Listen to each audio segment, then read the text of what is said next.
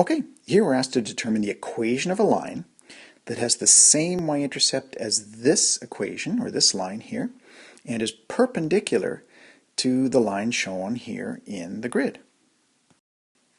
All right, let's start by looking at finding the y-intercept of this line here. Well, you'll notice that any line that crosses the y-axis, the value for x is always 0. It doesn't matter if the line was here or somewhere down here. Wherever it crosses, the value for x is going to be 0.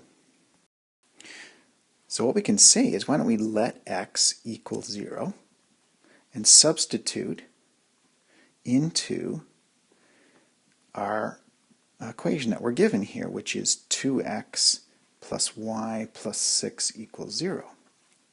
So if we did this, we would get 2 times 0, because x is 0, plus y plus 6 equals 0. 2 times 0 is 0, so we get y plus 6 equals 0. And then we move the 6 to the other side, so we have to subtract 6 from both sides. 0 minus 6, and so we end up with y equals negative 6. So our y-intercept for our line is going to be right here. And that is the point 0, negative 6. Now another way to think about this is if we're finding the equation of a straight line, and the y-intercept of negative 6 means that our b value for our line will be negative 6, because b represents the value of the y-intercept. And let's put our y-intercept on the grid here. It's going to be the point right there. Now let's look at the second part here. It says that our line is going to be perpendicular to the line shown in the grid. And we know that a slope that is perpendicular to another slope is the negative reciprocal.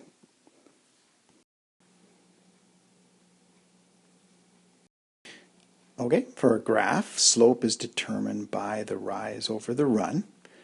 So if we look at our graph here, if we start at this point here, and then go over 1, 2, 3, 4, 5, 6 units that direction, and then up 1, 2, 3, 4 units to get to that point, we'll get the slope. So this would be the rise then is 4, and the run is 6, which we can simplify, divide 2 into both of these, and we get 2/3. So m equals 2/3 for the line shown on the grid. And then the perpendicular slope then would be take these points, these values I should say, and swap them and add a negative. So it would become negative 3/2. So if we went to our grid here, what this would mean was start at the y-intercept and go down 3 units and then over 2 units and put another point down.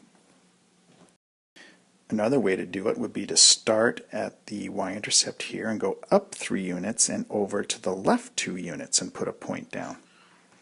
So if we did that, we'd end up with a point right there. And if we drew a line through these points here, as best we can, perpendicular to that line, we can visualize now what our line looks like.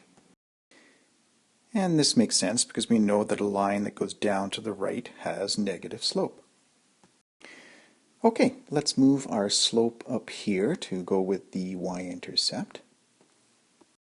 And let's get rid of this so we can go ahead and answer the question, which says what it wants us to do is figure out the equation of the line that has the same y-intercept as this line here and is perpendicular to the line here shown in our grid. Well, we know that the equation of a straight line is given by y equals mx plus b, where m is the slope and b is the y-intercept.